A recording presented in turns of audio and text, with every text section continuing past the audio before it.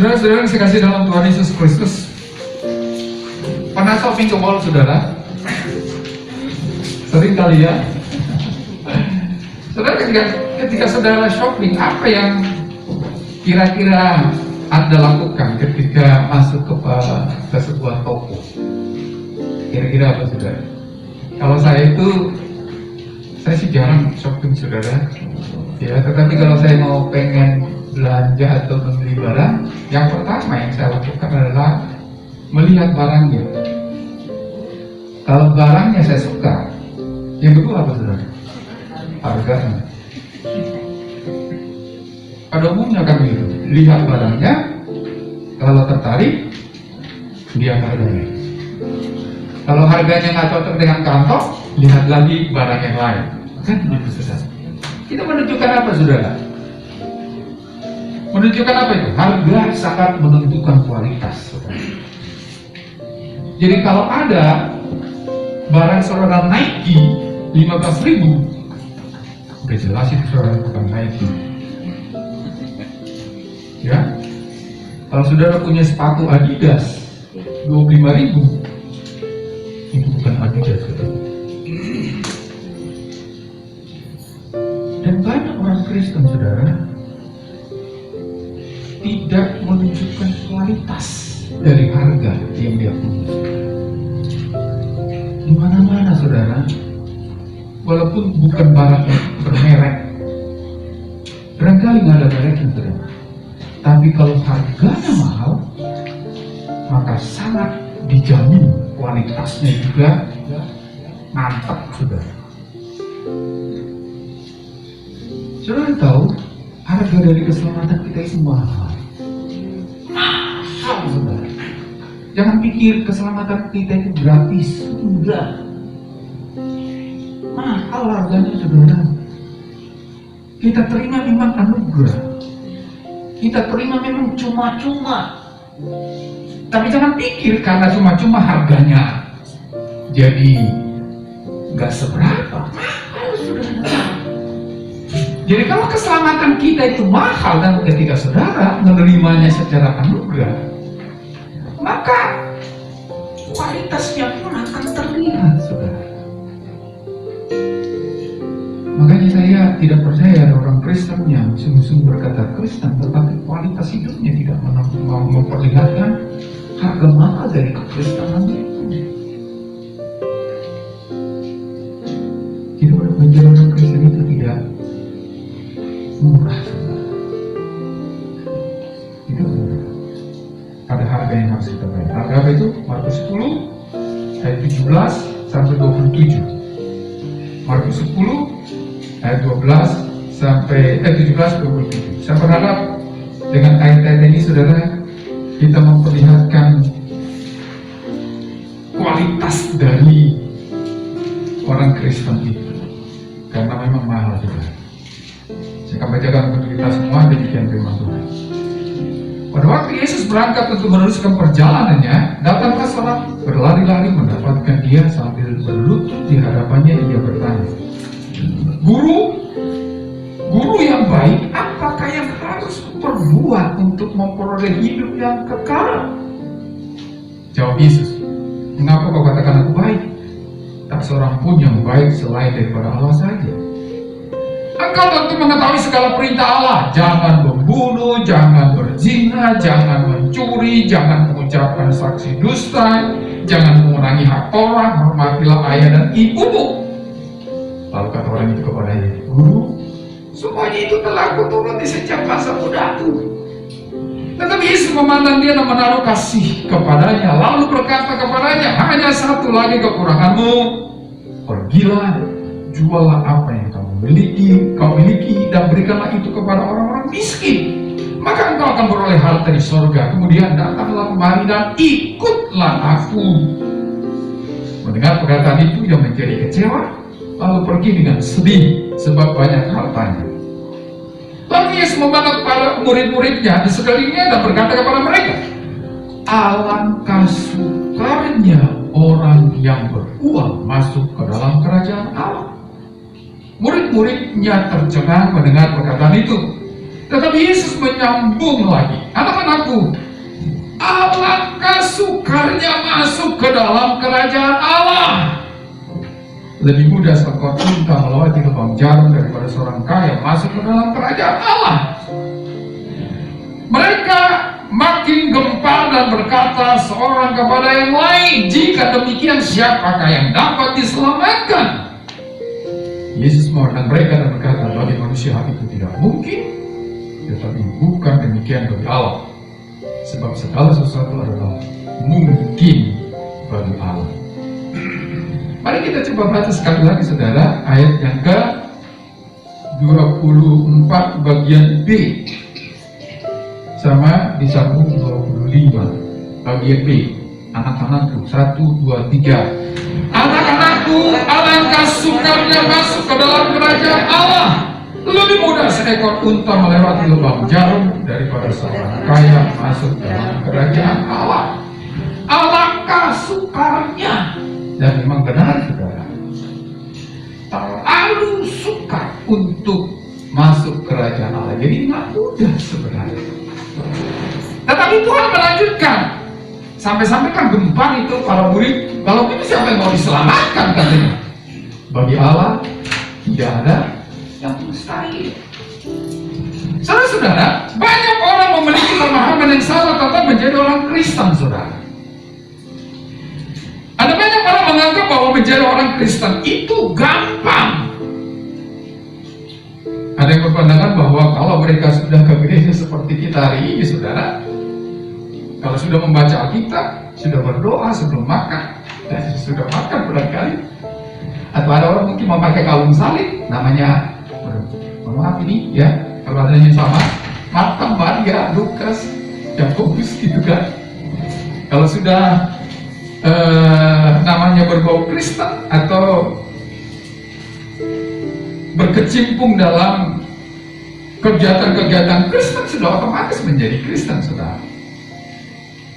Apalagi kalau KTP-nya Kristen gitu ya, dia berkata bahwa dia adalah Kristen. Padahal menjadi orang Kristen, menjadi seorang Kristen itu tidaklah semudah yang kita pikirkan, saudara.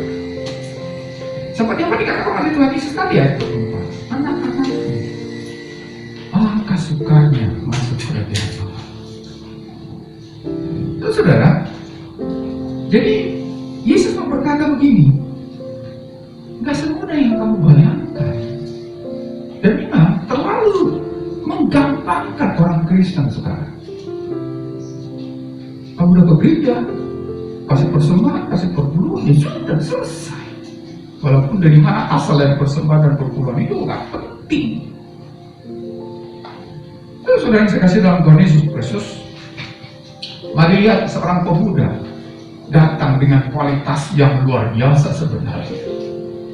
Dia masih muda, dia kaya, dia orang beragama, tetapi tereliminasi, saudara. Kalau udah tua barangkali sudah bau tanah gitu kan, baru datang kepada Tuhan, Tuhan juga gak terima sih, ya, gak akan Tuhan tolak. Tapi dia masih muda, kaya, orang beribadah, tereliminasi. Jadi ini menunjukkan bagi kita, gak main-main jadi orang Kristen itu. Jangan menjadi orang Kristen kelas 2, saudara. Kenapa? Karena Allah sungguh-sungguh dengan itu. Padahal gak ada untungnya bagi Tuhan. Tapi dia sungguh-sungguh, saudara.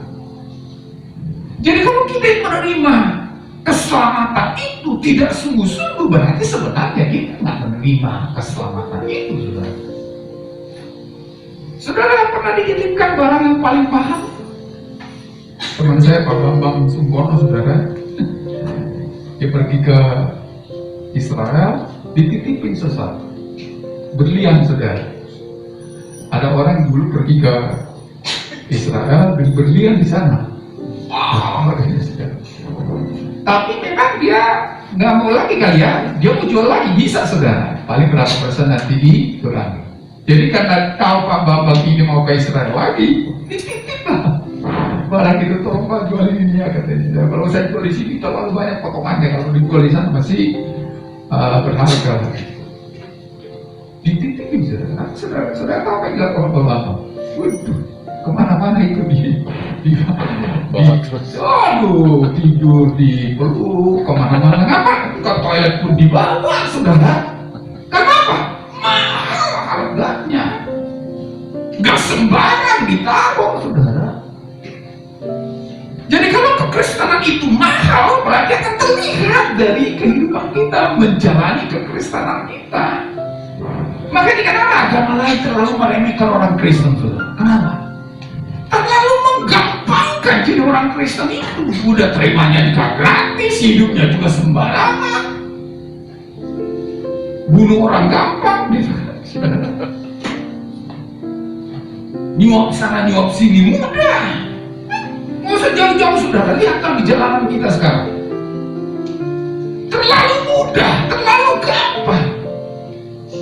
Kenapa dipersulit kalau bisa dipermudah gitu kan? Dan saudara, bayangkan pemuda yang masih punya harapan besar, sudah sukses di masa mudanya, beragama dan tidak main-main agamanya, saudara. Tetapi itu terlihat. Mari kita lihat, saudara, harga apa yang harus kita bayar? Memang keselamatan itu nggak dibayar, saudara, enggak. Anugerah, kasih karunia. Tetapi ketika kita sudah menerima anugerah yang mahal itu, ada sesuatu yang harus kita buktikan bahwa yang kita terima itu mahal. Bukan ecek-ecek. Bahasa apa itu ecek-ecek ya? Asal Medan ya? Nggak ecek-ecek, saudara. Jadi kalau hidup kita tidak memperlihatkan mahalnya yang kita terima itu, sebenarnya kita belum menerima yang mahal itu, walaupun kita ngaku-ngaku, saudara. Kawin barangkali tahun itu kawin 7 gitu kan. Kalau kawin 1 masih mahal, saudara. Ya, kawinnya 7, saudara. Karena apa yang harus kita bayar? Maju coba lihat dia, saudara. Ayat yang ke-17. Ayat 17 dikatakan demikian. Pemuda yang itu tadi, yang sukses beragama itu. Wah, kalau ada perempuan pasti dikejar itu, saudara. Ya, muda-muda, kaya, beribadah santun lagi. Kalau saya ingat itu film Indonesia itu si apa itu? Emon, temannya Emon itu siapa? Hah? Boy, ya itu Boy itu, saudara. Boy itu dia muda, ganteng, kaya, orangnya santun gitu kan. Datang ke Tuhan dan berkata, Guru, apa yang harus lakukan untuk masuk ke dalam kerajaan Allah? Katanya. Jadi dia mau tahu, ini sudah masuk kerajaan Allah belum nih? Ini saya sudah memiliki kerajaan Allah itu atau belum nih? Saya sudah beribadah sih, gitu kan? Untuk meyakinkan dirinya, dia datang kepada Yesus. Guru, perbuatan apa yang harus saya lakukan untuk masuk ke surga? Jawab Yesus ayat 17. Ayat yang 19. Engkau tentu mengetahui segala perintah Allah. Apa itu perintah Allah? Jangan membunuh, jangan berzina, jangan mencuri, jangan mengucapkan saksi dusta, jangan mengurangi hak-hak orang, hormatilah ayahmu dan ibumu. Dia mau berkata begini, kalau mau masuk kerajaan Allah, gak mudah, tapi engkau bisa. Apa itu? Lakukan firman Allah, lakukan perintah Tuhan. Dan dirinci perintah dunia apa? Jangan, saudara. Jadi menjadi orang Kristen itu kalau butuh kekesanan yang berkualitas, kita sudah tidak bisa lagi melakukan sesuatu menurut kehendak kita, saudara. Maunya sih lakukan ini, tapi Tuhan berkata jangan. Saya sih bebas melakukan itu, tapi firman Tuhan berkata jangan. Kalau kita mau melakukan ini menjadi sulit sih. Iya betul, karena memang gak mudah jadi orang Kristen, saudara. Jangan berpikir saya merdeka. Memang dalam Galatia berkata, kalau sungguh engkau merdeka, Tuhan Kristus telah memerdekakan engkau. Tetapi seringkali orang menyalahartikan ini merdeka untuk melakukan apa yang menjadi keinginan hatinya. Bukan, saudara. Merdeka untuk melakukan apa menjadi kehendak Allah. Kehendak apa? Jangan berzina, jangan membunuh, jangan mencuri, jangan mengurangi hak orang, jangan berdusta, hormati ayahmu dan ibumu. Artinya apa? Melakukan firman Allah, saudara. Ukurannya adalah firman Tuhan. Hidup kita ukurannya adalah firman Allah, bukan kata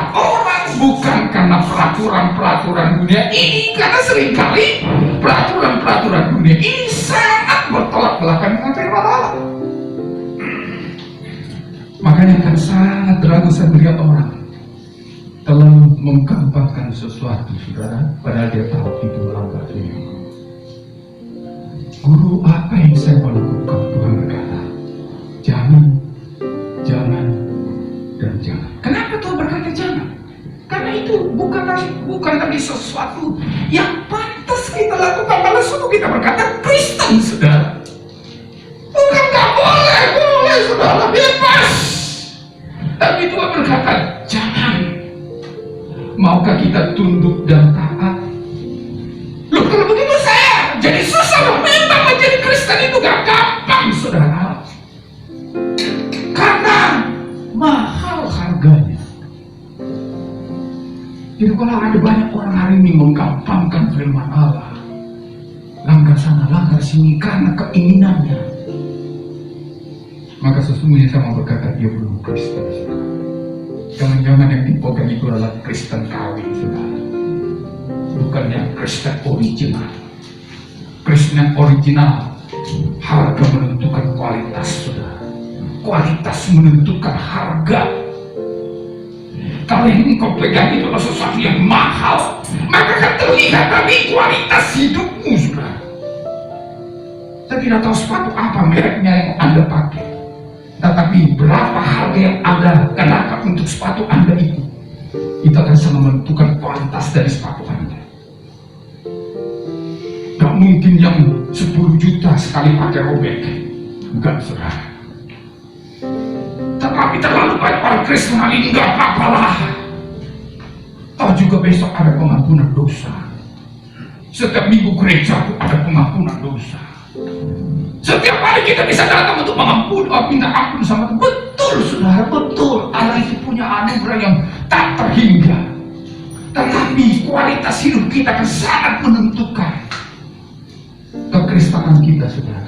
Memang setiap kita datang kepada Tuhan, aku telah berdosa dari bohong, udah mendustai istriku, suamiku, anak-anakku, orang tua. Dia tak ampun kalau kita jujur datang di hadapan Tuhan dan tulus. Tetapi bukan berarti seenaknya berbohong, seenaknya berdusta, seenaknya mencuri, seenaknya mengucapkan saksi dusta, katanya seenaknya berzina, seenaknya membunuh.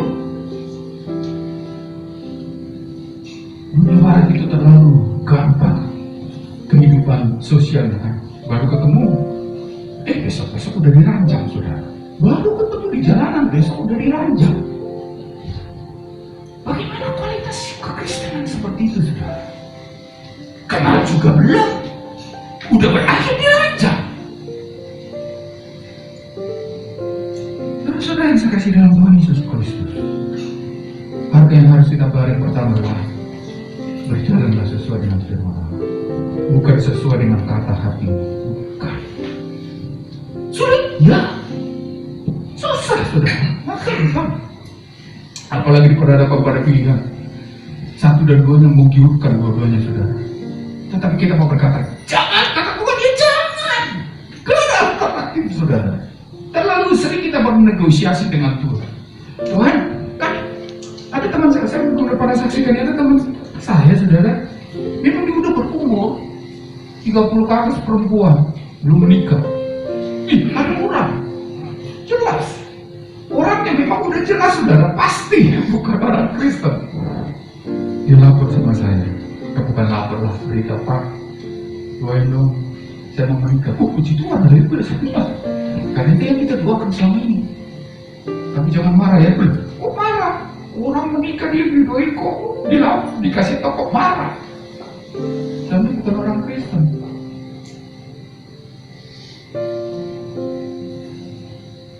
Jadi jangan. Loh, Bapak gak suka saya menikah? Bukan saya gak suka kamu menikah. Tapi firman Tuhan berkata jangan. Terlalu banyak alasan. Pak, nanti kan bisa saya doain dia untuk bisa percaya Yesus. Itu mah alasan. Alasan. Coba kalau tidak ada niat untuk menikah, didoain gak dia? Enggak, kalau terlalu banyak lika-likunya, saudara. Tapi kalau kita berkata, Tuhan berkata, jangan, ya jangan, nggak ada alternatif, saudara. Repot dong. Kan perbandingan antara perempuan laki-laki kan jomplang kan, ya nggak apa-apa, mendingan gak usah menikah, saudara. Kalau memang harus melanggar, jangan. Tapi itu kata Tuhan berkata, beranak cuculah dan terlalu banyak, apalagi sudah kau firman, saudara. Kalau gitu, Tuhan tidak jadi firman-Nya dalam hidupku, Pak. Beranak cuculah dan bertambah, Pak. Bagaimana beranak cucu dan bertambah banyak kalau saya tidak menikah? Jangan. Hidupku jadi repot, Pak. Betul memang, karena gak mudah. Gak mudah, saudara. Jangan degradasikan kualitas kekristenan itu karena pemikiran-pemikiran kita, saudara. Jangan. Lah, ketika pemuda ini mendengar, wih, dia langsung lapor. Guru, aku sudah lakukan itu sejak masa muda. Maka saya bilang tadi ini laki-laki impian ini, saudara. Dari sejak masa muda aku sudah lakukan, guru. Apa lagi yang kurang, katanya. Ya memang betul, saudara. Lakukan firman sih, lakukan firman. Tapi jangan terlalu normatif dan menjadi agamawi, saudara. Dan yang kedua, oleh apa? Harga yang harus dibayar, saudara. Ayat yang ke, itu kan kata kalau ada pemuda itu ayat 20 ke guru, semua itu telah kuturuti sejak masa mudaku. Apalagi yang kurang, guru? Nah, Yesus melihat, kalau sudah baca dalam Injil sebagai referensi, melihat pemuda ini sangat sedih. Karena ternyata dia hanya orang yang beragama menjadi agamawi saja. Jangan ya, jangan susahkan orang ya, jangan susahkan orang. Jangan membunuh, memang saya nggak membunuh. Jangan berzina, memang saya nggak berzina. Aku memang menghormati orang tua, dan seterusnya, saudara. Tetapi ketika orang ini diperhadapkan dengan orang lain, menjadi berhenti, saudara. Sebab Tuhan berkata ini, kan dalam dan juga di ayat yang lain referensi dari Nats ini, hartanya itu hanya untuk dirinya sendiri, saudara. Artinya apa? Menjadi orang Kristen itu, saudara, bukan hanya hidup untuk diri sendiri. Orang ini hanya hidup untuk diri sendiri. Memang tidak menyusahkan orang, tidak merugikan orang, tidak melakukan hal-hal yang aib, tapi hanya untuk dirinya sendiri, saudara. Kaya untuk diri sendiri, beribadah untuk diri sendiri. Makanya ketika Tuhan melihat keadaan orang ini, Tuhan berkata begini, hanya satu yang kurang dalam padamu. Jual hartamu, bagi-bagikan orang miskin, datang ke sini, ikut aku. Apa yang maksudnya? Ternyata orang ini sudah terikat dengan hartanya dan tidak peduli dengan sekitarnya. Harta yang kedua yang harus kita bayar menjadi orang Kristen sebagai Kristen yang berkualitas adalah jadikan hidupmu berguna bagi orang lain, bukan sekadar ketika engkau hari Minggu datang ke sini, bukan ketika engkau bisa berdoa, bukan ketika engkau bisa memiliki hidup yang tidak merugikan orang lain, tapi tidak ada untungnya. Memang bisa saja seseorang hidup tanpa merugikan orang lain, tetapi itu tidak cukup, saudara. Sudah tidak bisa memberikan keuntungan bagi orang lain. Maka itu berkata, Kristus itu kurang. Saudara, saya kasih dalam Tuhan Yesus Kristus. Kadang-kadang kita terlalu bangga menjadi orang Kristen, tapi kebanggaan hanya untuk diri sendiri, saudara. Sebab seperti pemuda ini, absen untuk tidak melakukan kejahatan. Seperti itu, jangan. Saya sudah lakukan dulu. Berarti dia absen berbuat jahat, kan? Tetapi juga absen dalam berbuat baik. Ya, itu kan. Tapi selanjutnya impas, saudara. Gak melakukan yang jahat, tapi gak melakukan yang baik. Apalagi di tengah-tengah perkotaan, saudara, egoisme itu sangat luar biasa. Kekristenan bukanlah orang yang egois, saudara. Memang tidak harus seperti ini, saudara, bagi jual rumah lalu jadi gembel, bukan. Tapi dengan orang lain? Hidupmu punya dampak nggak bagi orang lain? Bagaimana dengan orang yang tidak punya duit, saudara? Semua, siapapun dia, kalau dia orang Kristen dan kekristenan berkualitas, menjadikan hidupnya berdampak pada orang lain. Pernah saudara berdoa pada orang lain, walaupun orang itu tidak ada hubungannya dengan engkau? Pernah engkau menjadikan orang lain menjadi fokus doamu, supaya dia juga dirawat oleh Tuhan? Pernahkah orang menjadi target doamu, supaya dia juga seperti engkau? Terlalu egois kita kadang-kadang, saudara. Dan orang Kristen berkualitas adalah orang Kristen yang bukan saja hadir di gereja setiap minggu, baca Alkitab, berpuasa, tetapi juga menjadikan hidupnya bermanfaat bagi orang lain. Terkadang kita hanya memikirkan kalau bermanfaat itu, ya kan saya punya duit, Pak, kan saya boro-boro mau membeli yang ada aja kurang. Itu yang seringkali kita membuat sehingga kita tidak berdampak pada orang lain, saudara. Ini mungkin terlalu naif ya. Ketika saudara mulai berjalan di jalan, saudara, dan ada sesuatu yang memang harus Anda lakukan, tetapi tidak Anda lakukan, itu egois, saudara.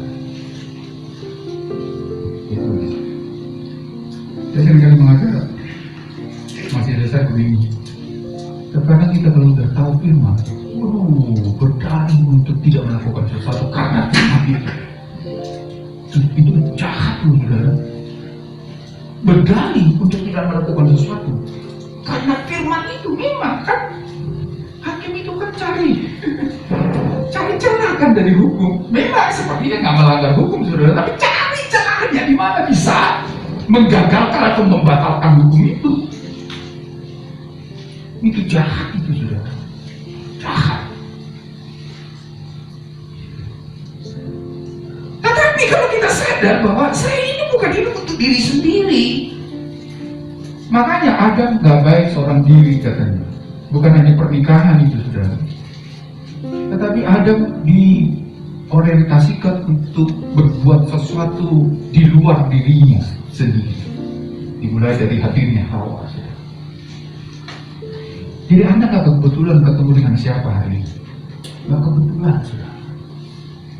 Ya kalau istri sama suaminya udah pasti, saudara, tapi kadang-kadang juga kan di keluarga itu terjadi perang dunia ketiga karena itu tadi terlalu egois, gitu ya.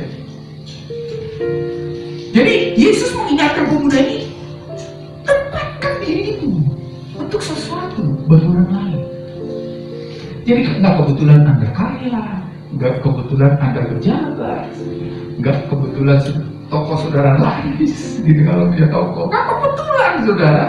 Nggak kebetulan juga lagi apes, nggak kebetulan, nggak ada yang kebetulan dalam hidup ini, nggak ada, saudara. Dulu ada reality show, saudara, Tolong. Saudara pernah nonton itu Tolong di TV televisi, saudara? Judulnya Tolong. Maksudnya apa? Ada nggak? Masih ada nggak di perkotaan ini jiwa menolong bagi orang lain? Tapi memang udah di-setting sih, jadi nggak bagusnya juga acaranya udah di-setting. Pasti yang menolong itu pasti orang miskin gitu kan.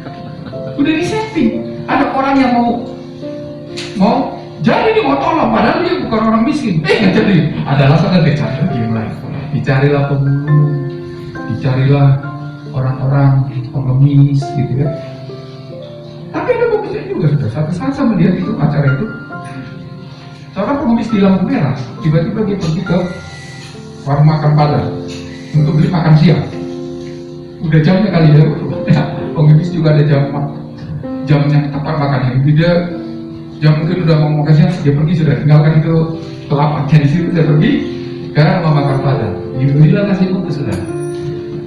Jadi setelah dia dapat, dia balik lagi ke tempatnya. Nah, dicari apa? Dicari ini yang krunya ini. Ada juga seperti pengemis bayangan, maksudnya disobek-sobek lah hidupnya, dibuat lampu bukan. Ketika ada pengemis yang beneran ini sampai di lampu merah tempat dia meminta-minta, lalu pengemis gadungan ini dengan krunya mendekati. Wah, tolong lampu Wih, kuat banget ya seminggu nggak makan kan? Masih ketahuan bohongnya kan, seminggu nggak makan masih kuat, saudara, berjalan dalam merah kan? Ketahuan bohongnya. Dia tahu memang, dia baru, saya nggak punya duit, tadi kan bapak saya lihat beli nasi bungkus katanya. Bertemu saudara, antara memberi atau enggak, antara makan siang atau kelaparan. Gak semua orang memang memberi saudara, tapi bapak itu lalu dengan walaupun beratnya gak mudah saudara, akhirnya dikasih pulang 1.000 ke orang itu, belum dimakan di depan dari dulu lah. Coba tinggal dia dilihatin, ya benar juga resiko dia tak makan, gitu kan. Terima kasih ya Pak, katanya, lalu dia pergi. Habis itu, tiba-tiba datang kru sudah. Hah? Kenapa itu tadi? Katanya. Iya, ada orang yang kelaparan seminggu nggak makan katanya. Saya kasih makan siang saya katanya. Bapak kasih. Ada bapak nggak makan? Nggak apa-apa. Pasti ada jalan yang lain. Bapak baik ya katanya. Setelah dibilang baik, dikasih amplop sudah. Dibuka ada 2 juta. Memang udah disetting sih, tapi untuk orang itu enggak, untuk si orang miskin itu enggak. Bayangin saudara, makan siangnya diberikan korban. Jadi bukan soal aku punya uang atau bukan, hati yang mau berbagi. Setiap kita ditempatkan di dunia ini untuk berbagi, untuk berdakwah, dan itulah Kristen. Dalam bentuk mungkin saudara berkata begini, ada orang begitu saudara, karena dia punya banyak duit, lalu dia sudah bagi, tapi marah-marahin karyawannya juga, gitu kan? Nggak percuma saudara, goblok-goblokin bawahannya. Enggak, bukan begitu polanya. Karena kamu mungkin punya banyak duit, lalu nggak bisa bagi ke orang-orang. Karena orang begitu, saya pernah baca itu, setiap hari dia pakai buku 100 ribuan di kantongnya, di bawah itu, dengan catatan apa? Setiap ketemu satpam atau siapa dikasih 1 lembar, kasih 1 lembar, kasih 1 lembar. Iya kan punya banyak duit dia. Tapi kalau orang ini juga marah-marahin staffnya, nggak ada jelas gitu, apa-apa marah, apa-apa, goblok-goblokin gitu kan. Itu mah bukan hidup yang berdampak saudara, karena punya banyak duit aja. Jangan pikirkan kita sudah membagikan uang kepada Allah lalu selesai. Enggak, hidup kita ini harus jadi hidup yang dinanti-nanti ke orang saudara, bukan karena kita kasih duit. Bukan saudara. Jadi harga yang kedua yang harus kita bayar sebagai orang Kristen yang berkualitas saudara, jadikan hidupmu menjadi berkat yang mulia. Diingat-ingat orang lain, dinanti-nanti orang lain. Dan orang pemuda ini tereliminasi saudara. Mendengar itu dia berkata, waduh saudara, enggak, tinggalkan Yesus. Pertama sih menggugu-gugu, wah, pertanyaan pertama itu kan, saya sejak masa muda saya lakukan itu Tuhan. Tetapi pertanyaan yang kedua, tiba-tiba dengan tertib dan jelas ditinggalkan Tuhan. Karena apa?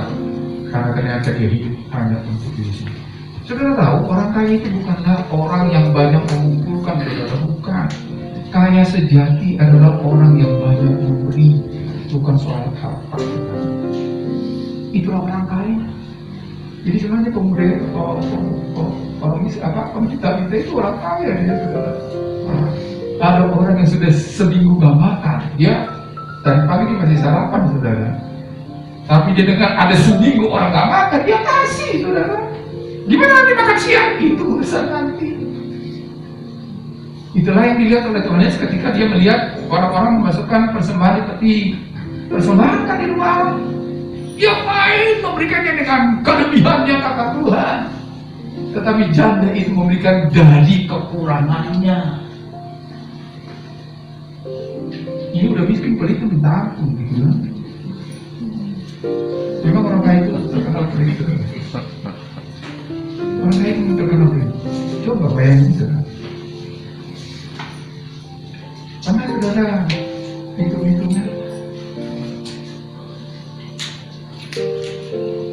berani saudara ngamal ya. Berani saudara ngamal. Orang dikasih doge jawabannya, bisa bisa. Pernah dalam satu ibadah orang kasih 1 M, dalam satu ibadah 1 M dibagi 2, 500 juta untuk tasrihnya, 500 juta untuk kedua.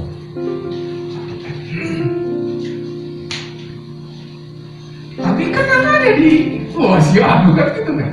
Tapi kalau untuk karyawannya tuh itu semuanya bukan tanah. Coba lihat saudara punya pembantu sekarang diperlukan saudara menjadi asisten rumah tangga. Layak nggak saudara menggaji mereka? Layak saudara. Yang kedua saudara, saya mungkin sudah pernah contoh ini. Mohon maaf, mudah-mudahan bukan saudara itu. Ada banyak di sini yang kaya, tapi kaya-kaya yang murah hati. Amin. Saudara, kalau untuk diekspos mau kasih berapa pun bisa saudara orang kaya. Kalau untuk diekspos, makanya nggak ada banyak dengan iklan di TV saudara. Satu slot di iklan di TV itu 30 detik saudara, bisa ratusan juta itu. 30 detik bisa ratusan juta, apalagi kalau di jam tayang primer saudara. Mudah bagi orang itu kasih saudara. Kenapa? Ada dapat impactnya saudara. Jadi kalau mau melihat orang itu murah hati apa enggak ada urusan dengan untung rugi. Nah itu baru kelihatan murah hati saudara. Nah itu karena Tuhan, kalau engkau memberi sesuatu, berilah kepada orang yang tidak mampu membalasnya. Itu baru saudara. Gak mampu untuk membalas. Kalau engkau undang ke rumahmu, orang-orang yang bisa mengundang engkau kembali, menjamu makan orang-orang yang bisa menjamu engkau kembali, itu bukanlah sesuatu yang dihargai Tuhan saudara. Tetapi ada sesuatu yang memang kan kasih itu kan, saya sudah ungkapkan beberapa minggu yang lalu sih, kasih atau agape itu saudara itu adalah amal. Itu arti yang selain kasih itu cinta ya, amal. Kalau amal itu tidak mengharapkan balas saudara. Kalau itu yang kita lakukan ke orang itu berarti kita melatih saudara, hidupnya berdampak. Makanya kalau mau beri itu jangan ada handphone saudara, jangan handphone sebelah kiri, uang sebelah kanan, gitu kan? Handphone sebelah kiri, sembako sebelah kanan, nasi bungkus sebelah kanan, handphone di sebelah kiri. Ada teman saya telepon begitu, marah dia. Ini kan ada laporan Pak katanya. Ini harus ada laporan bertanggung jawaban. Itu kan nih saudara, cari dalih. Harus ada. Ini kan Pak bertanggung jawaban bahwa sungguh sudah dilakukan. Berarti mereka itu masih percaya berarti kan. Itu yang benar. Dan itu nggak mudah saudara. Apalagi zaman teknologi sekarang. Jangankan pemberian dia makan aja di foto dulu kan. Tidak kan bisa gini gitu. Udah kenal ala baru dimakan gitu. Jangan sekarang sulit saudara, itu nggak gampang. Makanya kalau saya lihat teman-teman saya di Facebook, aduh foto dulu, foto apa sih? Dia pergi ke Dubai, aduh. Kenapa ketika kecil nggak difotoin? Kenapa ke Dubai difotoin saudara? Apa maksudnya? Karena saudara kecil pernah kan? Kenapa? Kita bilang enggak. Nanti kalau ke Dubai, ke Hong Kong, ke Paris, yang itu tuh menara bacanya apa? Eiffel apa Eiffel saudara? Eiffel ya? Padahal foto itu udah di Photoshop itu. Kenapa saudara? Gak mudah memang. Hidup dalam senyap itu gak mudah saudara. Gak mudah. Makanya Tuhan berkata, apa yang kau diberikan tangan kanan itu jangan ditaruh ke tangan kiri. Ya memang dikatakan kita berada di posisi apa gitu kan. Makanya suatu saat saudara saya diberkati oleh Tuhan. Mau mengucap syukur sebenarnya, saya mau tulis di Facebook. Apa jadilah? Kenapa mesti di Facebook gitu kan? Bapak Ibu, hidup yang berdampak itu adalah hidup dalam sepi. Enggak kembar-kembar. Karena Tuhan berkata, Allah yang tersembunyi itu akan terima. Itu udah cukup, saudara. Udah cukup. Yang ketiga, saudara.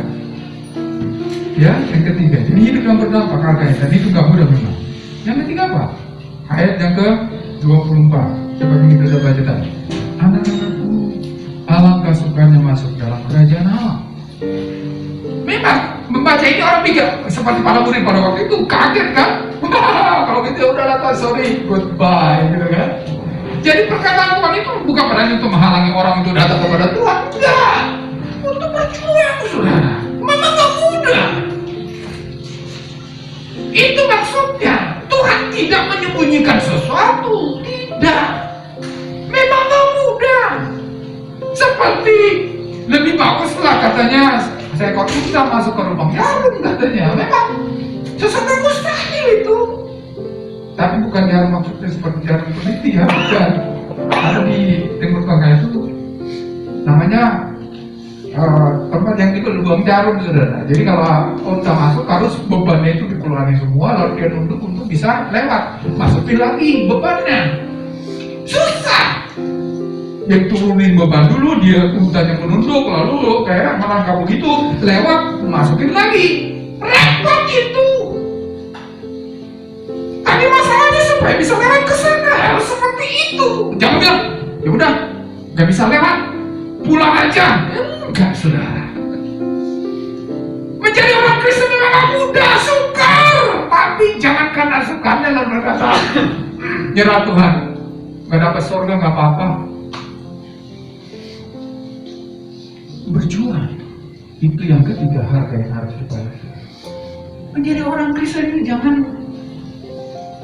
mentality, saudara. Bentar-bentar mundur, bentar-bentar berhenti, bentar-bentar.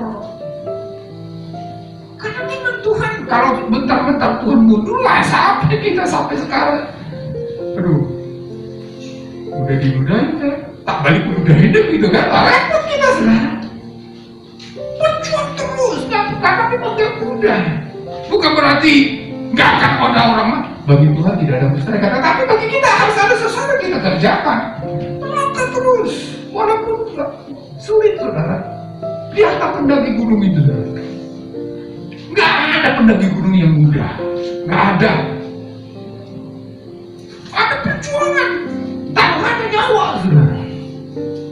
Jadi kalau ada orang Kristen hari ini, ya gampanglah nanti minta ampun, gitu kan? Memang tidak ada orang tidak berbuat dosa, saudara. Tapi berusaha untuk tidak terlalu dalam dosa, dan itu tidak mudah. Berjuang, saudara. Kalau akan dianggap kualitas dari kekristenan itu mudah, memang udah mundur, saudara. Kecewa dikit mundur, disinggung dikit mundur. Enggak. Ada teman saya mundur sama-sama, kalau saya masih baru pulang dari Jogja kuliah, saudara, semangat melayani. Ada teman pelayanan di situ, yang memang terkenal. Dulu itu saya di satu gereja, kita datang duluan, belum belakangan. Karena memang ibadahnya di hotel, saudara. Pulang datang duluan, pulang belakangan. Nah orang ini begitu juga, datang duluan, pulang belakangan. Nah suatu saat dia agak capek, barangkali dia duduk begini, saudara. Oh terlambat, karena capek barangkali. Ada jemaat yang datang terlambat. Karena merasa bosan ini jemaat ini. Dilihat tempat nggak ada lagi, semua udah terisi. Sampai di karpet juga pada duduk karena kursi lagi. Dia ke meja pergunakan. Ada teman duduk siap di nasi. Dia datangin itu, saudara. Tanpa kadang-kadang, lu pelayan apa enggak katanya? Masa jemaat berdiri duduk katanya? Sini kursinya. Kaget sih, seperti petir di siang bolong. Wah, ternyata jemaat yang lebih katanya.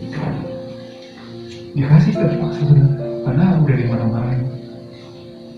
Orang yang berbukut sementara jemaat berdiri, sini, dikasih saudara, besoknya hilang. Kaget ya saudara, nggak nyangka ada jemaat seperti itu. Ya memang kaget, memang terbuka. Memang gak mudah saudara, gak mudah. Perjuangan terus. Yang gara-gara itu lalu mundur dari itu, betul-betul dia mundur saudara. Ngapain terakhir murid begini katanya? Sama dengan yang itu tadi tuh, sini lu sama itu saudara. Sama. Menjadi orang Kristen yang mudah saudara. Ketika Anda diterpa oleh masalah, jangan berhenti lagi menunggu ke belakang. Karena memang itu tandanya kekristenan kita kekristenan berkualitas saudara. Kalau nggak berkualitas memang tetap mundur, yaudah. Kayak begini saudara, dimarahin bukan dimarahin. Ada masalah satu gereja. Emangnya cuma di situ ada gereja, di sana juga gereja, nanti kompliki dan lanjut ke gereja saudara. Mau gereja mana? Suksesnya ada, yang heboh juga ada, yang kayak di kafe juga ada saudara di sini. Tapi jangan karena ada masalah di sini lalu berkata, emangnya cuma GKRI Peniel yang nggak ada gereja di sini, banyak gereja. Lalu kan datang lagi ibadah. Kenapa? Tersinggung barangkali.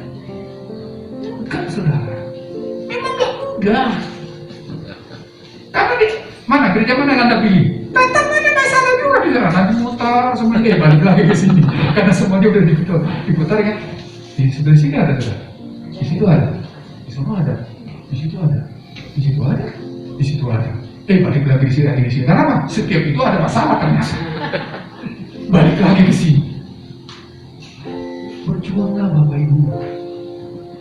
Jangan mudah menyerah.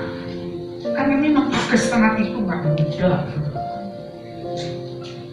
Mahal harganya. Kalau betul Anda sudah menerima kekristenan yang mahal itu, perlihatkanlah kualitasnya. Jangan sebentar-bentar kecewa, sebentar-bentar nangis di hadapan Tuhan sedih-sedih. Aku dimana-manain tadi, bisa saudara. Tuhan aku dilukai tadi, bisa saudara. Tapi jangan cerita orang lain apa tuh gereja. Gak menghargai orang, kan gitu kan? Berjuanglah terus saudara. Berangkatlah terus karena kekristenan itu mahal harganya. Dan perlihatkan kualitasnya. Di sana kita melihat bahwa harga sesuai dengan kualitas. Kualitas sesuai dengan harga. Kalau betul kekristenan menurut kekristenan berkualitas, maka sudah mahal harga. Dan perlihatkannya. Dengan cara apa? Lakukan firman Allah, berjalan sesuai dengan firman Allah, bukan sesuai dengan keinginan hatimu. Hiduplah yang berdampak dengan orang lain dan berjuanglah terus di jalan yang Tuhan tetapkan. Saudara mau memiliki hidup kekristenan seperti itu, amin? Mari kita berdoa.